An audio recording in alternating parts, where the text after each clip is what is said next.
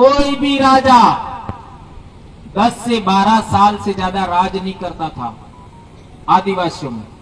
10 से 12 साल, क्योंकि उतरे नहीं, उसके पीछे वाला व्यक्ति उससे भी ज्यादा योग्य बन करके आ जाता था। इसी वजह से हमारा समाज अहिंसक रहते हुए, श्रेष्ठ मानव मूल्यों के रहते हुए आज तक जिंदा है और आज तक हमारे समाज को कोई पराजित नहीं कर पाया। जिस दिन हमने वही राजतंत्र का तरीका सीख लिया, उसी दिन से हमारे समाज का पतन होना शुरू हो गया है। और राजनीति की आप बात करते हो, देश में कितने सांसद हैं? सांसद को क्या बोलते हैं? खासदार।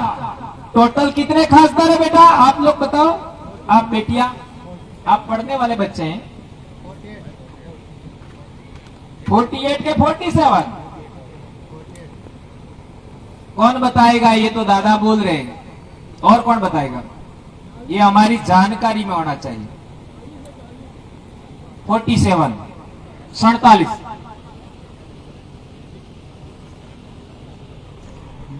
40 और 7। समझ में आया हिंदी में? 47 आमदार खासदार। हर 5 साल में दिल्ली जाते हैं। क्या आपके समाज की आवाज पिछले 75 साल में इन 47 खासदार ने उठाई? हाँ या ना तो बोल सकते हो ना? जब नहीं उठाई तो क्या उनको घंटा बजाने भेजा है? क्यों भेजे? ये सरदार सरोवर डैम बना, उकाई डैम बना। भाई मेरे भाई अछालिया साहब कह रहे थे हमारे देवस्थल डुबा दिए, हमारा उधर करेला नहीं बना। आज तक एक भी आपका एमपी आदिवासी समाज की समस्याओं पर नहीं बोला। आज भी है, लेकिन जो करना है कर लो। मैं बाप की अकेली संतान हूं और एक शिक्षक हूं, और शिक्षक का दायित्व है, शिक्षक का कर्तव्य है। मुझे संविधान ने 51 आपका कलम के तहत, अनुच्छेद के तहत अधिकार दिया। हमारी बात नहीं उठाई तो क्या करना चाहिए? हटाना चाहिए। है? भाई कह रहे हैं हटाना चाहिए, तो हटा के कहां ले जाएंगे? कहां ले जाएं?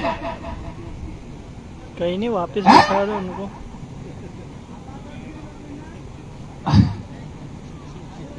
हटा के कहां ले जाएं? हटाने की जरूरत नहीं है, ये सिस्टम खत्म करने की जरूरत है। साल से हमारे पूर्वजों में ऐसा नेतृत्व कभी नहीं पैदा हुआ, तो पिछले 75 साल में ऐसा नेतृत्व कैसे पैदा हुआ? ये बड़ा सवाल है। ये समस्या पकड़ो, समस्या का कारण पकड़ो। अपने आदिवासी 350 के करीब, क्या ये 350 के करीब एमएलए आदिवासियों के विषय पर, आदिवासियों की परेशानी पर विधानसभा में कभी बोले? है? क्यों भेजा है? 2 रुपए की रोटी खाने के लिए। आप लोग कह रहे उनको हटाना चाहिए, हटा के कहां ले जाए? ये सिस्टम, और सिस्टम कैसे बदलेगा? देश आजाद नहीं हुआ था, देश आजाद नहीं हुआ था, देश में संविधान नहीं बना था। उस समय इन लोगों ने योजना बनाई कि आदिवासियों का लीडरशिप कैसा होना चाहिए। इसके तहत हमको पास तो केवल इलेक्शन का पावर है, और वो भी ईवीएम की वजह से हाईजैक हो गया। 2013 में सुप्रीम कोर्ट ने जजमेंट दिया, free, fair and transparent EVM से चुनाव नहीं हो सकता। आज हम कितने बड़े संकट से गुजर रहे हैं। सिलेक्शन का पावर आपके पास नहीं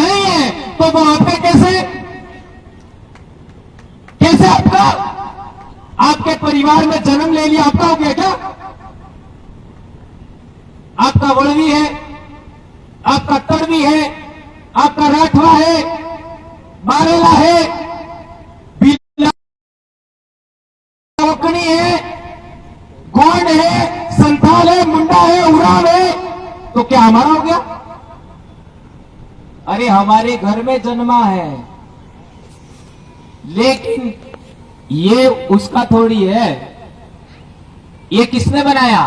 करता है छोटा सा बकरी का बच्चा भी। क्या बेटा सही कह रहा हूं मैं? बेटियों का प्रयास करता है, तो फिर वो जैसे जैसे बड़ा होता है उसके दिमाग में ग्रंथि बैठती है। क्या ग्रंथि बैठती है? कि ये टूटने वाला नहीं है। यदि वो भैंसा होता, उसको क्या बोलते उधर? ये टूटने वाला नहीं है। बचपन में हाथी का बच्चा भी तोड़ने लायक होता है, नहीं तोड़ता है। बचपन में दिमाग में बिठा दिया जाता है ये टूटने वाला नहीं है। तो ये बेचारे हैं, उनका तो दिमाग का क्या कहूं मैं। अभी मैं कभी कभी अटपटा सा बोल जाता हूं, लेकिन पहली बार आया हूं, कहीं आपको बुरा नहीं लग जाए, इसलिए वो वर्ड इस्तेमाल नहीं करते। इस तरीके से दिमाग पर कंट्रोल किया हुआ है कि वो व्यक्ति बोलना चाहता है, नहीं बोल पाता है हमारे समाज के लोग। तो अब तरीका क्या है?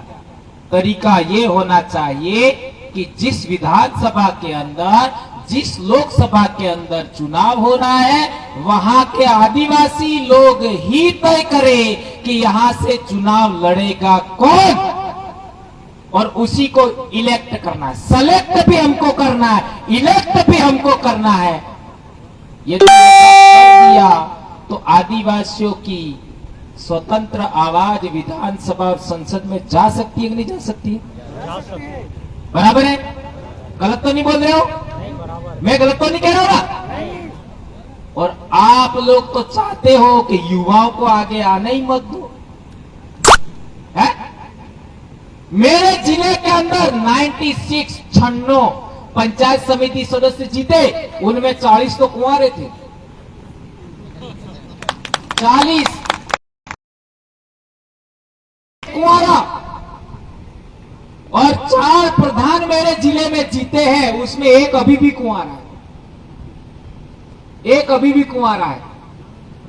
और 13 जिला परिषद सदस्य हैं, उनमें 5 आज भी कुंवारे हैं। तो इतना बड़ा बदलाव हुआ, कुंवारे जनप्रतिनिधि बन गए।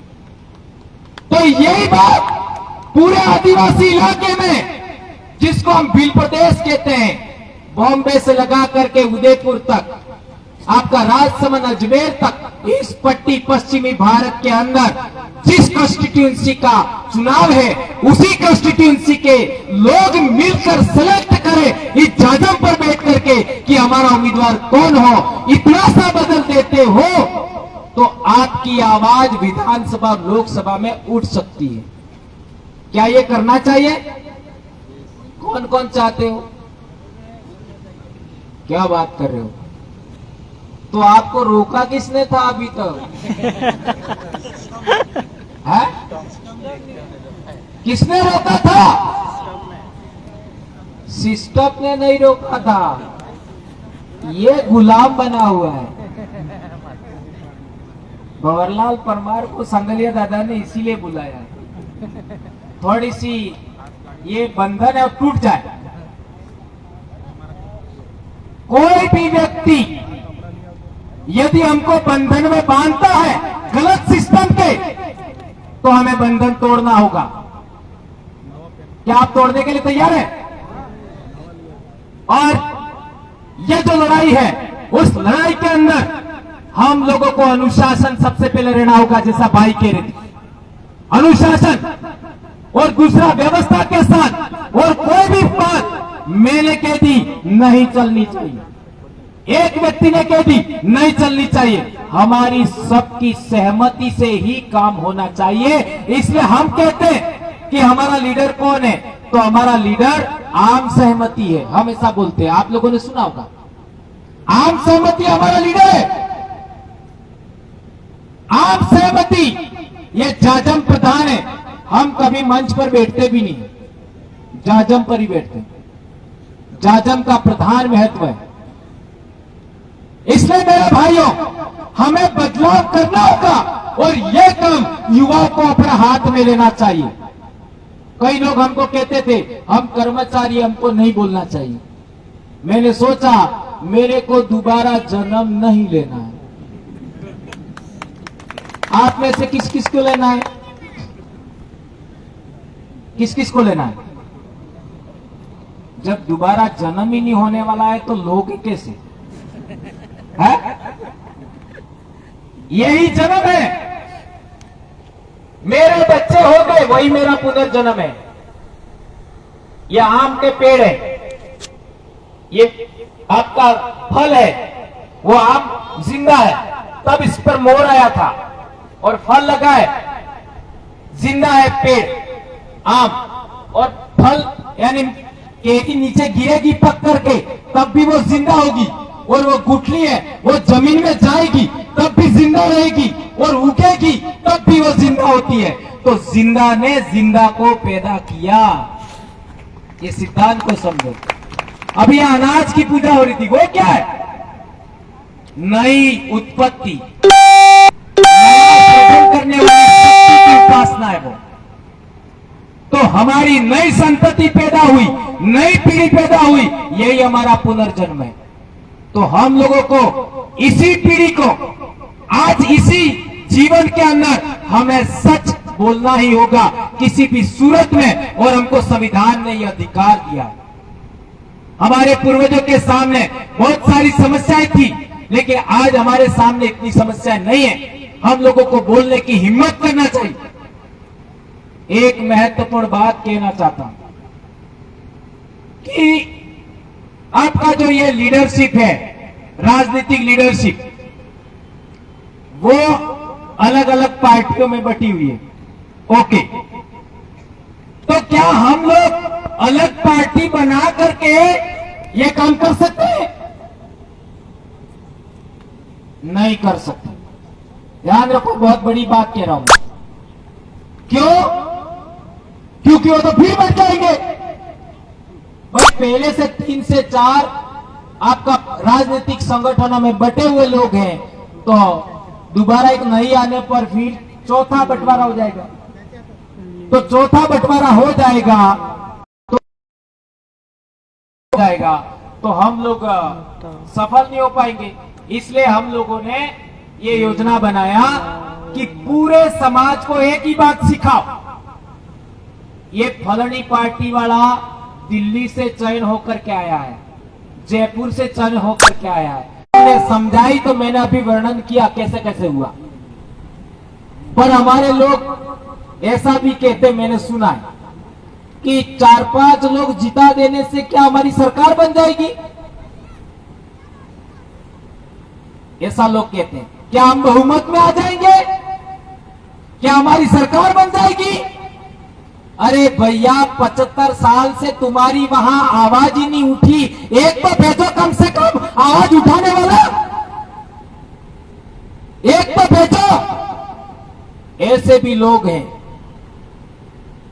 इसलिए हमारा कहना है, सरकार बने या ना बने, कम से कम हमारे बोलने वाला जाए तो सही, इतना तो बदलाव हो। आदिवासियों के बारे में मीडिया में कोई सवाल जवाब नहीं, कोई जवाब नहीं।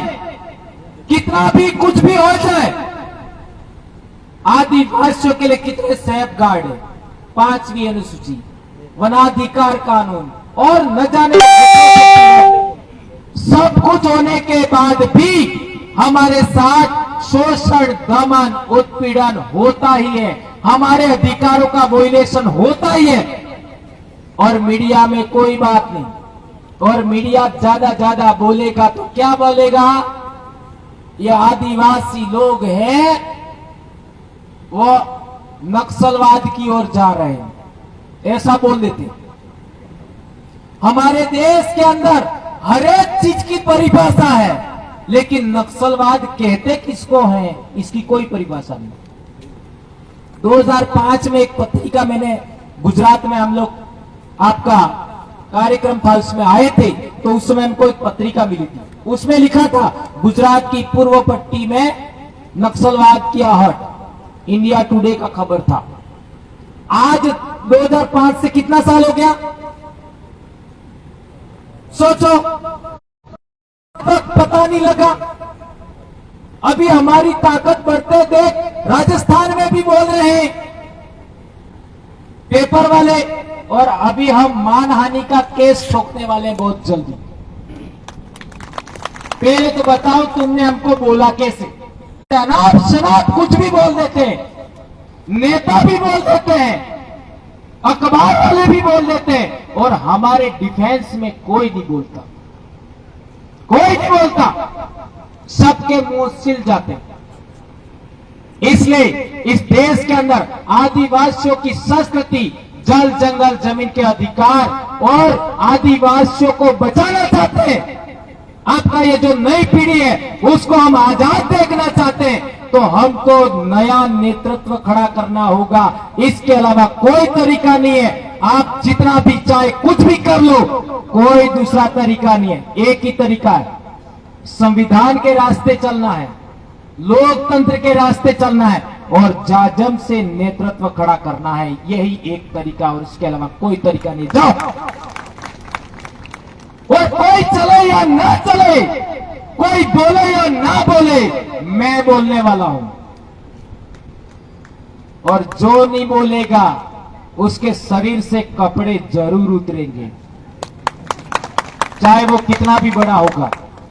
मैं राजस्थान में बोलूंगा, सुनने वाले महाराष्ट्र में सुनेंगे, मध्य प्रदेश में सुनेंगे, और बोल भी नहीं पाया लिखूंगा, लिखूंगा, और सरकारी नौकरी की चिंता भी नहीं। अभी मेरी बेटी भी बहुत जल्दी डॉक्टर बन जाएगी, कोई चिंता वाली बात नहीं, लेकिन समाज के लिए सच लिखेंगे, समाज के लिए सच बोलेंगे। और अभी तो बहुत सारे लोग बोलने वाले हो गए। हमारी यहां की एक बड़ी खामी मुझे जो नजर आई, मैं हर बार सम्मेलन में आता हूं और कई लोग मेरे को देख के घबरा जाते हैं, भंवरलाल कुछ न कुछ गड़बड़ बोलेगा। राजपीपला में भी मुझे कहा गया था 2 बातों पर नहीं बोलना, मैं 2 बातों पर ही बोला, जो ना कहते वही बोलता हूं। आपका मध्य प्रदेश में भी ऐसा हुआ, राजस्थान में तो मैंने चढ़ करके बोला, और अभी तो मेरे को किसी ने रोका भी नहीं, छोटा उदयपुर में। मैं ये इसलिए कहना चाहता हूं कि मैं अकेला सफल होने की सोच नहीं रखता, मेरा समाज और मेरी आने वाली पीढ़ी सफल होनी चाहिए, यह सोच रखता हूं, इसलिए बोलता हूं। हमारे समाज में लोग क्या सोचते हैं, मैं अकेला सफल हो जाऊं, मेरा परिवार सफल हो जाए। वे लोग केवल और केवल अपने परिवार से बाहर नहीं सोचते, और तो और अपने खेत से बाहर के खेत के बारे में नहीं सोचते। ये बहुत गंभीर सवाल है।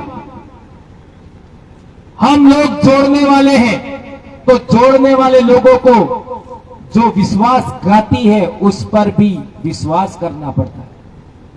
जो गलत आदमी है उस पर भी विश्वास करना पड़ता है। जोड़ने वाले लोगों को, जो जोड़ने वाले होते हैं उनको सब पर विश्वास करना पड़ता है। हमको मालूम है ये आदमी गलत है, इसके बावजूद भी उसके साथ हम लोग आपका सही बात करेंगे, गलत नहीं कह सकते। यदि हम लोग कहेंगे कि यह आदमी नहीं चाहिए, तो हम भी तोड़ने वालों में शामिल हो जाते हैं। ये सिद्धांत समझिए। तो तोड़ने वाले आदमी को भी आपको अपने साथ रखना होगा। क्या गारंटी है वो भी बदल जाए?